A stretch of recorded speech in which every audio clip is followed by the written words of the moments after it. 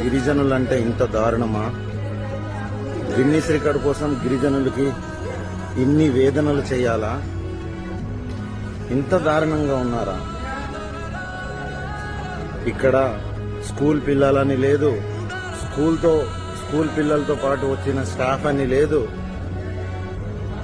చెల్లా చెదరగా పడిపోయినట్టు ఉన్నారు. చూడండి, వీళ్ళకి పడుకోవడానికి చక్కటి చోటు కూడా లేనంత విధంగా ఎంత దారుణమైన పరిస్థితి వచ్చింది.